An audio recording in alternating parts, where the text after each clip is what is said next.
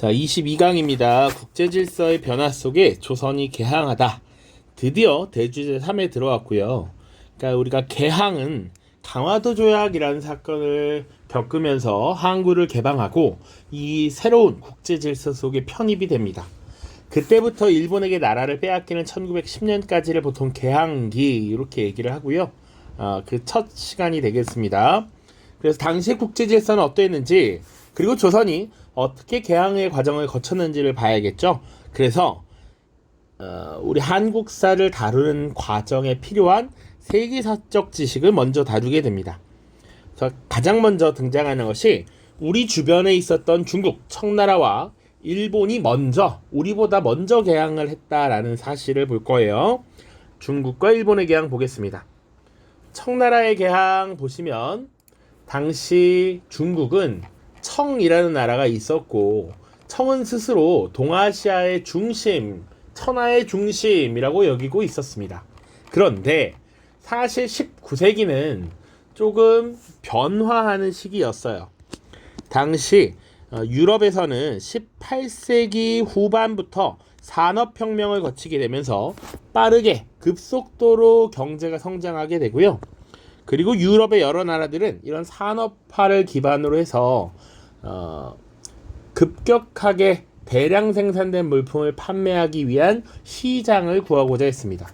그리고 이 유럽이 빠르게 발전하면서 유럽인이 우월하고, 이 유럽인이 아닌 아시아, 아프리카인들은 상대적으로 미개하다라는 인식을 가지고 배타적인 민족주의를 바탕으로 한 침략을 벌이게 돼요. 그런 경향을 제국주의라고 합니다. 그래서 보통 19세기는 제국주의의 시대 이렇게 표현을 하고요. 이 당시 유럽의 열강들이 아시아, 아프리카 지역에 진출해서 강제로 항구를 개방하게 만들고 무역을 하면서 사실상 경제적으로 예속시키는 이런 문제가 발생합니다. 당시 청나라와 영국과의 관계를 좀 주목해서 봐야 되는데, 영국은 당시 중국의 도자기나 비단, 그리고 중국의 차, 이런 것들을 굉장히 많이 소비를 해서 많은 무역 적자를 겪고 있었습니다. 자, 이런 무역 적자를 타개하기 위해서 당시 영국은 일종의 마약이었던 인도산 아편을 청나라에 밀수출했고요. 그렇게 마약의 유입으로 인한 문제가 많이 발생하자 청나라는 아편 무역을 금지시키는 조치를 취합니다. 이때 영국은 이 청나라의 조치가 자유무역에 반한다라는 이상한 논리를 내세워서 결국 무력으로 침략하게 되고요. 이 전쟁에서 패배한 청나라는 영국과 난징조약이라고 하는 것을 체결하면서 결국 항구를 개방하게 됩니다. 밑에 개항, 날개 2번에 설명되어 있는데요. 외국과 상품 등을 거래할 수 있도록 폐쇄하였던 항구를 열어서 외국 선박의 출입을 허락하고 자유무역을 하게끔 한다라는 것이죠. 그래서 우리가 난징조약의 내용을 알 것까지는 없지만 5개 항구를 개방하고 더 많은 외국 상인들이 이제 아시아, 특히 청나라에 진출을 했습니다. 그럼에도 불구하고 만족스럽지 못했던 영국은 프랑스와 함께 제2차 아편전쟁을 일으켜서 다시 한번 베이징을 점령하고 텐진 조약, 그리고 베이징 조약이라는 걸 체결해서 더 많은 항구를 열고 더 많은 상인들이 중국에 진출하게 됩니다. 자, 일본은 또 어땠느냐? 일본은 미국의 페리 제독이 이끄는 흑선 함대가 일본 앞바다에 쭉 진출했고요. 이 미국 군함이 일본을 포격해서 강제로 문을 열었다라고 생각하시면 됩니다. 그 결과 미일 화친조약과 미일 수호 통상조약을 체결하면서 개항하게 된 것이 1854년의 일입니다. 자, 각각 1842년과 1854년 문을 열었습니다. 자, 조선은 사실 서양 여러 나라들이 배를 보내서 정탐을 하고 계속 문을 열어라 라고 요구했지만 사실 그것을 받아들이지 않고 있었는데, 우리 주변에 있었던 청나라와 일본이 문을 열게 되면서 이것을 어떻게 할 것인가 우리도 고민을 하게 된다라고 보시면 되고요. 미리 결론부터 보자면 지금 미국에 의해서 강제로 문을 열게 된 일본이 빠르게 근대화 정책을 추진하게 되면서 군사력을 강화해 나갑니다. 그리고 당시 일본의 군함이었던 운요호가 조선의 앞바다에 진출해서 조선에게 포격을 가하게 되고 그 결과 일본과 조선이 강화도 조약이라고 하는 것을 체결하게 되죠. 그것이 1876년의 일입니다. 그래서 그 과정을 보는 게 이번 강의의 내용이고요. 이번에는 뭐냐면 그러면 유럽 열강에 의해서 당시 아시아 각국이 개항을 하게 됐는데 그 과정에서 체결했던 조약의 주요 내용들은 뭐가 있느냐 이런 걸 보는 겁니다. 그래서 주요 내용 보면 당연히 항구를 여는 것, 그래서 무역을 더 많이 할 수 있도록 하는 것이었고 거류지를 설치하도록 했습니다. 자, 거류지 밑에 나와 있어요. 외국인이 거주할 수 있고 그리고 무역을 할 수 있는 허가 지역을 의미합니다. 항구로부터 뭐 예를 들면 동서남북 10리 이런 식으로 규정해서 외국인들이 머무를 수 있는 공간을 딱 지정해 주는 거야. 그게 거류지입니다. 그리고 최혜국대우라는 것도 있어요.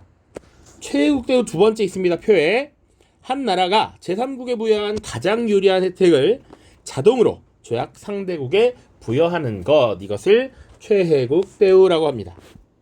그러니까 예를 들어서 우리가 뒤에 또 다루겠지만 조선이란 나라가 가장 먼저 일본과 조약을 체결하게 되고요. 그 다음에 미국이란 나라와 조약을 체결합니다. 특히 이 미국이란 나라와 조약을 체결할 때 최혜국 대우 조항을 규정합니다. 최혜국 대우는 일단 조선이 미국을 최고의 혜택을 부여하는 국가로 인정하겠다라는 얘기야. 그래서 그 뒤에 분명히 우리가 영국과도 조약을 체결하고요. 러시아, 프랑스 이런 나라들과 조약을 체결하는데 예를 들어서 미국에게 주지 않았던 새로운 권한을 영국에게 C라는 권한을 만약에 줬다라고 하면 자동적으로 미국에도 C라는 권한이 부여된다라는 의미입니다.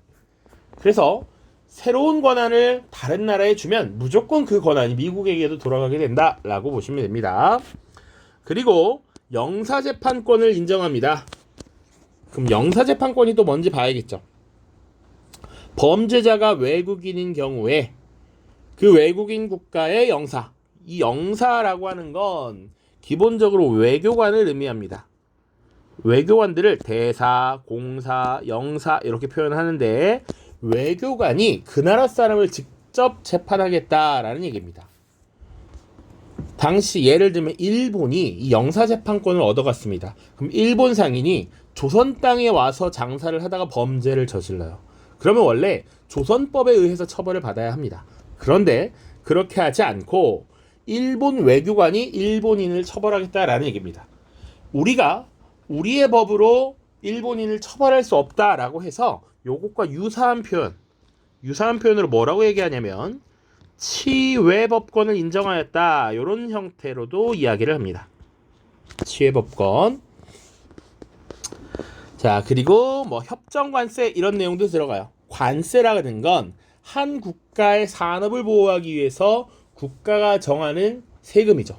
수입품에 대해 매기는 세금입니다.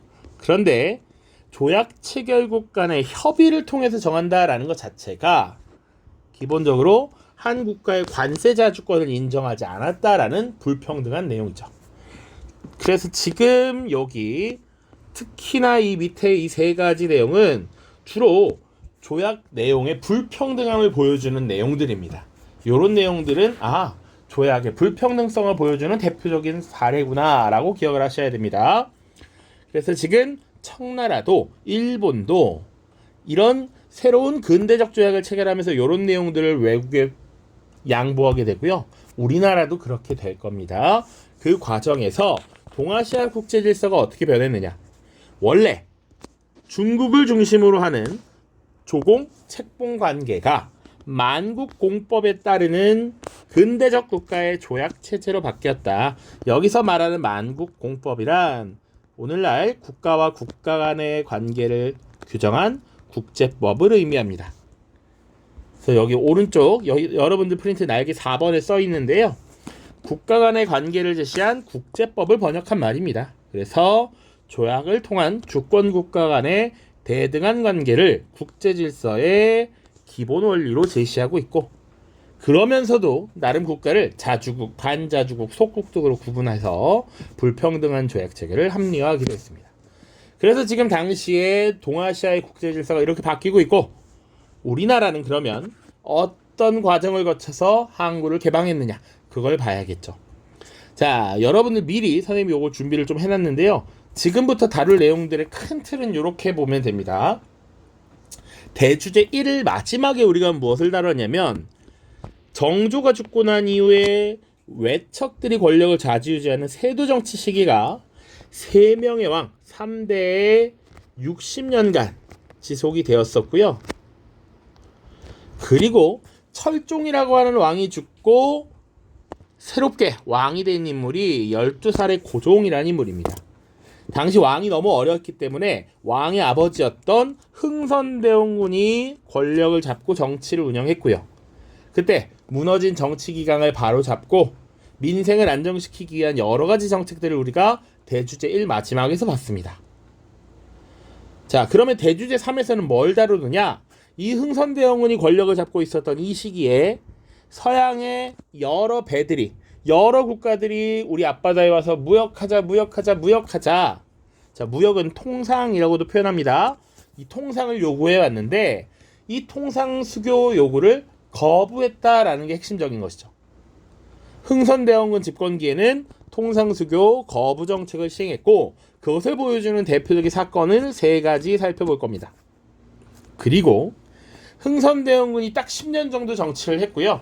1873년이 되면 고종이라는 왕이 나이가 이제 20대가 돼요. 그래서 왕이 직접 정치를 하는 친정이 시작되고요. 이때부터는 이 외교 관계를 바라보는 관점이 조금씩 바뀝니다. 기존에 문을 걸어 잠그던 통상수교 거부 정책을 폐기하고 이제 문을 열고 외국과 적극적으로 교류하자, 교역하자라고 주장하는 개국 통상론자들이 힘을 얻기 시작해요. 그 이유는 여러 가지가 있겠지만 이미 사실은 청나라와 일본도 그렇게 버티다가 결국 문을 열었단 말이지. 그러니까 사실은 남에 의해서 우리가 강제로 열림 당하는 것보단 우리가 직접 문을 여는 것이 낫다라는 판단도 분명히 있었을 겁니다. 그래서 실제로 1875년에 운요호 사건이라고 하는 것이 있고요. 이게 일본의 군함 운요호가 한반도에 진출했던 사건입니다. 그리고 이 운요호 사건을 직접적인 배경으로 해서 1876년 강화도 조약이라는 것을 체결하게 되죠. 그것이 우리가 최초로 항구를 열고 외국과 근대적 조약을 체결했던 시작입니다. 그 과정 3, 4, 5번을 통해서 보겠습니다. 3번입니다. 그래서 흥선대원군 시기 서양의 통상 요구를 거부했던 일, 요 과정부터 볼게요. 첫 번째 등장하는 사건이 바로 1866년에 병인양요이고요. 병인년은 1866년이었습니다. 이제 연도도 좀 보시는 게 좋고요.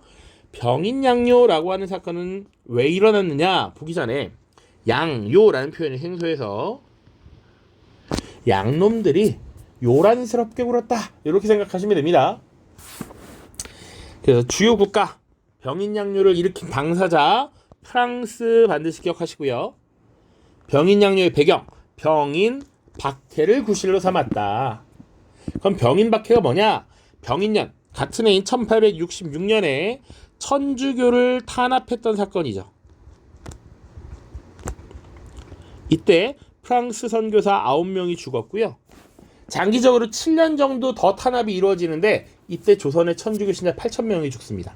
이것을 구실로 강화도를 침략해왔고, 당시 침략해온 프랑스 군대를 막아내기 위해서 한성근이 이끄는 부대가 오늘날 김포 지역에 있는 문수산성에서, 그리고 양원수가 이끄는 부대가 정족산성에서 열심히 활약하고 싸웠습니다. 지도도 살짝 보면 문수산성 여기 있고요. 정족산성 여기 있습니다.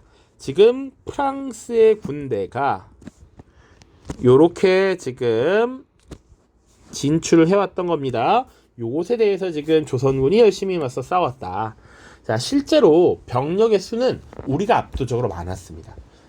여러 열강들은 적은 숫자로 아시아의 작은 나라 조선을 완전히 무너뜨릴 수 있다라고 봤어요. 그래서 적은 인원을 파견했는데 우리는 끝까지 버티고 싸웠고요. 그리고 협상 요구를 응하지 않았습니다. 그래서 프랑스는 결국 철수를 하게 되는데 이때 강화도에 있었던 외규장각의 도서 각종 재물들을 약탈해 갑니다. 요거까지는 같이 기억을 해 두셔야 됩니다. 자, 그리고 하나 더 봐야 되는 건 1866년이 병인년인데요. 분명 병인박해가 그 원인이었다라고 얘기했습니다. 병인박해라는 사건이 있었고 사실은 평양 지역에서 제너럴 셔먼호 사건이라는 게 벌어져요. 그리고 나서 병인 양요가 일어납니다. 그래서 혹시나 예전에 순서를 물어보는 경우가 있어서 요게 1, 2, 3 요 순서라고 보시면 됩니다. 슬픈 건 요 교과서에 순서가 다 나와 있습니다. 요 순서 다 있으니까 꼭 보셔야 돼요. 특히 대지수 3부터는 이렇게 연표로 순서를 자세히 기록해 놓고 있습니다. 그만큼 우리가 시험 공부를 할 때도 그걸 잘 대비해야 됨을 의미합니다. 자, 그로부터 2년 뒤 또 다른 회개한 사건이 발생하게 되죠. 그것이 오페르트라고 하는 독일 상인의 남연군묘 도굴 사건입니다. 자, 오페르트 도굴 시도 혹은 뭐 남연군묘 도굴 사건이라고도 합니다.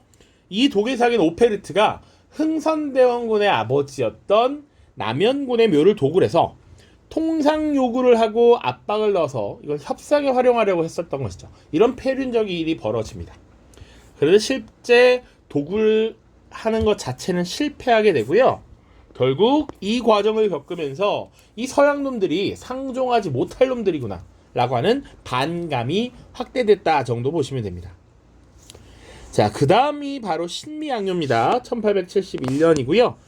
상대국가 미국 잘 기억해 두시고 배경은 제너럴 셔먼호 사건입니다. 이 사건에 일어났을 때 이 사건에 미국 상선 이 배 자체가 불타서 바다로 가라앉았고 당시 미국 사람들이 일부 죽었단 말이죠. 이걸 구실로 삼았다라는 것인데 당시 어제연이 이끄는 조선군 부대가 광성보에서 항전했습니다. 어제연 장군도 여기서 죽었습니다. 그리고 미군은 사실은 광성보라든지 초지진 같은 지역을 장악하고 당연히 조선이 협상하러 나올 것이라고 예상을 했습니다. 일본도 그랬으니까. 그런데 조선 정부가 대응하지 않자 결국 미국도 퇴각을 하게 되고요. 그 이후에 흥선대원군이 이끄는 조선 정부는 전국 각지에 척화비를 세워서 통상수교 거부 의지를 강력하게 표명합니다. 자, 척화비 한번 보실게요. 교과서 109쪽에 있는 자료인데 여기 12글자의 한자가 크게 써 있습니다. 요거 4글자씩 끊어 읽으면 되는데요. 뭐 한자 시간은 아니지만 양이침범, 비전즉화, 주화매국 이라고 써 있습니다. 서양 오랑캐가 침범하는데 비전, 싸우지 않는 것은 화친하자는 것이요. 화친을 주장하는 건 매국하는 일이다. 이렇게 써 있습니다. 이것 자체가 통상수교 거부의지를 보여주는 것이고 전국 각지에 흥선대원군의 명령으로 세워졌습니다. 그런데 사실은 이렇게 끝까지 문을 걸어 닫고 싸우자라고 하는 주장이 중심이었지만 사실은 그것에 반대하는 목소리도 있었습니다. 오경석이라든지 박규수 같은 인물은 야, 그러면 안 돼. 문호를 개방하자라고 주장해요. 아까도 한번 얘기했는데 중국과 일본이 이미 강제로 문이 열렸단 말이야. 그것보다는 우리가 계속 버티고 싸우고 하는 것보다는 우리가 피할 수 없는 것이라면 능동적으로 대처해야지. 우리가 문을 열고 나라의 문을 열고 통상하자라고 하는 주장을 펼치기도 합니다. 오경석은요 통역사였습니다. 역관이라고 하는데 통역사로서 외국에 발전된 이런 상황들을 잘 보던 인물이었고 박규수는 북학파로 대표되는 박지원의 손자예요. 발달된 문물을 빠르게 받아들였던 개방적 인물입니다. 이런 인물들이 개국 통상론을 주장했고요. 자, 1873년 10년 동안 정치를 주도했던 흥선대원군이 당시 최익현이라고 하는 인물의 상소를 받아서 결국 물러나게 됩니다.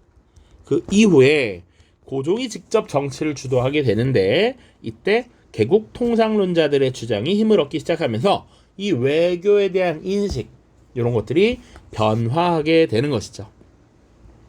그래서 실제로 조선이 문을 열고 통상을 하게 되는데 요거 과정 보도록 하겠습니다. 자, 4번. 조선은 왜 일본과 싸우지 않고 개항했을까? 개항 전의 상황입니다. 우리보다 사실은 거의 20여 년 먼저 문을 열고 빠르게 변화하고 있었던 것이 일본입니다. 일본은 개항을 하고 나서 이제 막부 체제가 아니라 천황을 중심으로 하는 새로운 정부를 수립시켰습니다. 자, 그리고 나서 일본인들은 우리가 이런 상대적으로 떨어진 아시아의 문명을 선도해야 된다라고 생각했어요. 아시아로부터 벗어나서 탈아시아에서 우리가 유럽의 일원이 되어야 한다라고 주장을 해요. 그래서 머리부터 발끝까지 싹 다 유럽 스타일로 바꾸자라고 해서 일종의 근대화 개혁을 추진하게 됩니다. 그것을 메이지 유신이라고 해요. 1868년부터 쭉 진행이 되고요. 당시 메이지라고 하는 건 천황이 사용하던 연호입니다. 연호. 그래서 메이지라고 하는 연호를 사용했던 이 정부를 메이지 정부라고 하고, 메이지 정부 시기에 이루어진 일련의 개혁을 메이지 유신이라고 합니다. 새롭게 변화한다라는 의미예요. 그래서 새로운 정부가 들어선 이후에 이 메이지 정부는 조선에 새로운 국교 수립을 요구하는 외교 문서를 보냅니다. 자, 기본적으로 이제는 우리 에도 막부가 아니라 메이지 정부가 새롭게 들어섰어 라는 걸 어필한 것이죠. 그리고 스스로는 그들의 왕을 천황이라고 불렀기 때문에 이제 근대적 관점에서 조선과 일본이 대등한 국가다라고 외교 문서에 써서 보냈습니다. 그런데 그동안 조선 정부와 에도 막부와의 관계는 나름 이 에도 막부가 조선에 대해서 높임을 표현했거든.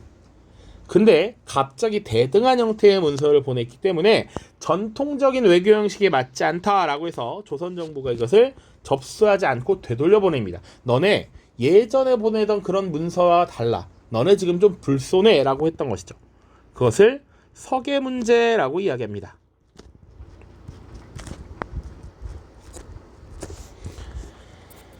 자, 이 서계 문제가 대두되면서 일본 정부 내에서는 조선을 침략하자라고 하는 정한론이라는 것이 일어나기도 하는데요.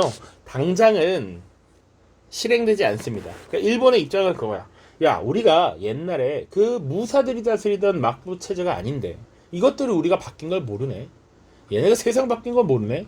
혼나봐야겠다라고 생각한 것이죠. 그러나 당시 일본은 1870년대 초반인데요. 이때만 하더라도 아직 우리가 더욱더 발전하고 강해져야 한다라고 해서 정한론 자체가 수그러들어요. 그러나 그로부터 시간이 몇 년 지나면 그것이 다시 현실이 됩니다. 그래서 조선의 개항 보시면 운요 사건으로부터 시작되었다라고 보는 것이죠. 일본은 군함 운요호를 보내서 부산에서 먼저 무력 시위를 벌였고요. 강화도와 영종도를 불법 침입합니다. 그러니까 조선의 입장에서는 그런 거야. 일본의 배가 갑자기 허가도 받지 않고 조선 앞바다로 와서 육지에 막 가까이 접근해와. 그러면 우리는 경고사격을 하는 것이죠. 그것을 문제 삼아서 일본이 군함으로 함포 사격을 막 때리고요. 병력을 보내서 조선의 개항을 강요합니다. 이거 사실은 일본이 미국에게 당했던 것을 그대로 따라하는 겁니다. 자, 그래서 조선 정부는 내부적으로 고민이 되는 것이죠. 이거 개항을 요구하는데 항구를 열고 근대적인 관계를 맺을 것이냐, 아니면 그동안 했듯이 통상수교를 거부하고 전쟁을 택할 것이냐, 그 고민에 놓이게 되는 것이고요. 결국 조선 정부는 대화를 선택했고요. 결국 일본과 강화도 조약을 체결합니다. 내부적으로는 개항을 거부하자라는 의견이 더 많았습니다. 그럼에도 불구하고 변화를 택했던 것이다 라는 거 기억하시면 되고요. 우리가 흔히 강화도 조약이라고 얘기하는데요. 사실은 공식적으로는 조1 수호조규라고 도합니다. 그래서 이 두 개는 동의어입니다. 동의어. 알았죠? 동의어입니다. 혹시나 뒤에 또 이어지는데 일본의 개항 요구를 거부하자라고 주장했던 사람들이 있어요. 이런 주장을 뭐라고 하냐면 화친을 배척하고 전쟁을 주장했다라고 해서 척화주전론이라고 합니다. 이 척화주전론과 반대되는 것이 이전 슬라이드에서 다뤘던 개국통상론이라는 거겠죠. 개국통상론과 척화주전론 이렇게 대비되고 있는 겁니다. 자, 그다음 그래서 강화도 조약을 체결했는데요. 그 내용만 빠르게 보고 마무리를 하죠. 주요 내용입니다. 강화도 조약 항상 이전 교육과정부터 딱 4개의 내용이 나옵니다. 1관, 4관, 7관, 10관. 제1관 조선은 자주국이다 라는 내용. 그래서 일본국과 평등한 권리를 가진다라고 되어 있고요. 제4관 부산항은 오래전부터 양국인민의 통상지역이었으니 새로 체결한 조규에 준하여 무역사무를 처리하고 이외에 2곳을 개항한다. 훗날 원산과 인천으로 결정이 됩니다. 그래서 일본국 인민이 왕래 통상함을 허가한다. 제7관 조선국은 일본국 항해자가 자유로이 해안을 측량하도록 허가한다. 제10관 일본국 인민이 조선국의 항구에서 머무른 동안 죄를 범한 것이 조선국 인민과 관계되는 사건일 때 일본국 인민이 죄를 범한 것 이것에 대해서 모두 일본국 관원이 심판한다. 이런 내용들이 들어가 있습니다.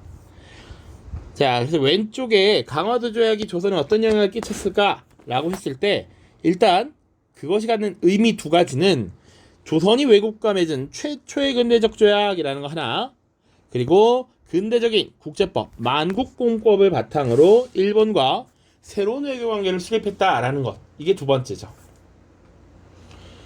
자, 주요 내용을 봤는데 그러면 1관에서 왜 조선은 자주국이다라는 내용을 굳이 넣었느냐? 왜? 일본국은 자주국이다 이런 말도 없잖아요. 근데 왜 이런 조항을 넣었느냐?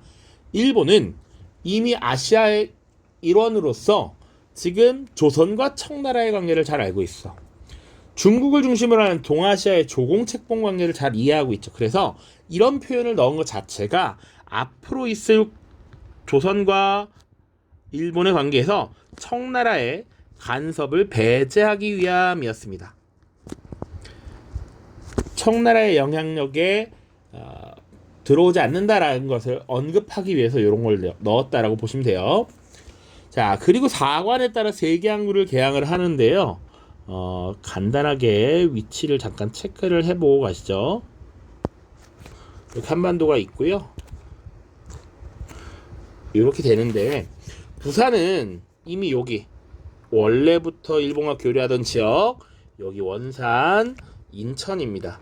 보통 그 일본이 의도한 목적을 좀 얘기를 해요. 부산은 기본적으로 원래 교류를 하던 경제적 목적 이야기를 많이 합니다. 일본 상인들이 진출해서 장사할 수 있게끔.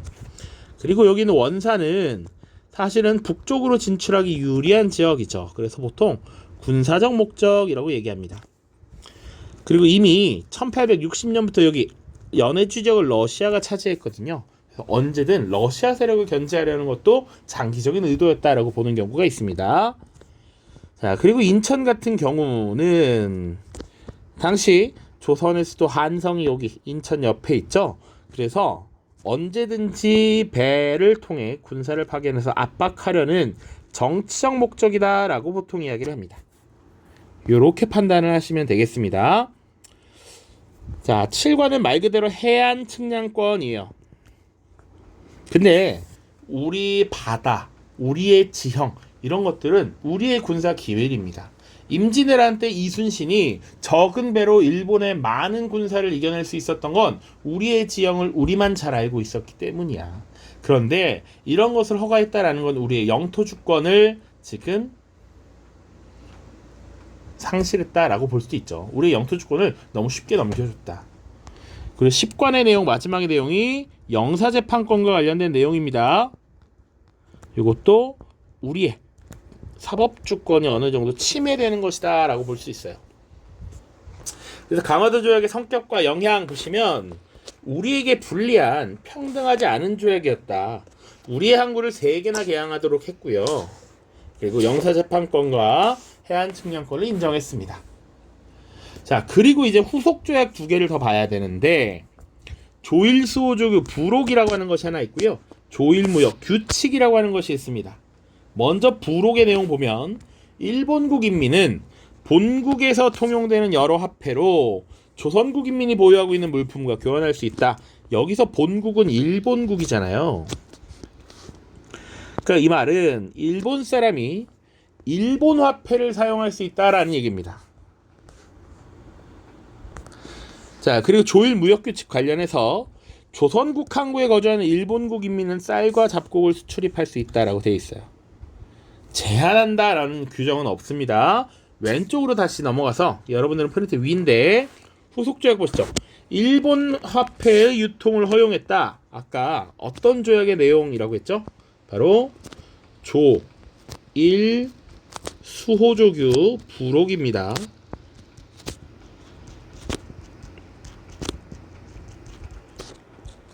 잘 기억하세요. 자, 그리고 뒤에 무관세 무역과 쌀의 무제한 유출 문제 발생이라고 되어 있습니다. 쌀의 무제한 유출, 특히 제한 규정이 없다. 요거 조일 무역 규칙입니다. 자, 관세가 없다라는 것 조일 무역 규칙이에요. 그래서 이게 교과서 뒤에 또 내용이 나오거든요. 그래서 여기다 추가로 정리를 하겠습니다. 조일소조교 부록의 주요 내용은 두 가지예요. 하나는 일본 화폐를 사용할 수 있겠다라는 얘기고요. 두 번째는 어떤 내용이냐면 거류지를 규정합니다. 자, 항구로부터 동서남북 10리를 거류지로 설정한다. 이런 내용이 있어요. 그러니까 예를 들면 부산 항구가 이렇게 있으면 부산 항구로부터 요렇게 10리 범위에 해당하는 요 내에서만 일본 상인들이 활동할 수 있다라는 얘기입니다. 이것이 조일수조교 부록에 담겨 있어. 요거 뒤에 부록 특집에 다 나와 있습니다. 자, 조일무역 규칙은 보통 세 가지가 없다라고 얘기해요. 뭐가 없냐? 첫 번째, 관세가 없어. 관세는 그 자국의 산업을 보호하기 위한 세금이었습니다. 그리고 쌀의 유출 제한을 할 수 있는 규정이 없다라고 얘기했습니다. 그리고 세 번째는 뭐냐? 일본 국적의 선박에 대해서는 항세가 없습니다. 이 말은 뭐냐? 항세란 항구 시설을 이용하는 이용료야.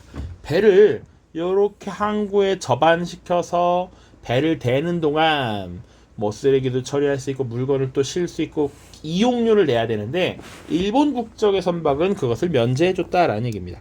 그래서 산무라고 하면 관세가 없고 항세가 없고 쌀을 사갈 수 있는데 그것을 제한할 수 있는 규정이 없다. 이렇게 정리를 하셔야 됩니다.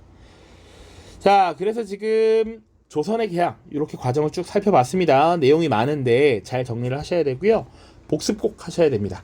고생 많았습니다. 안녕.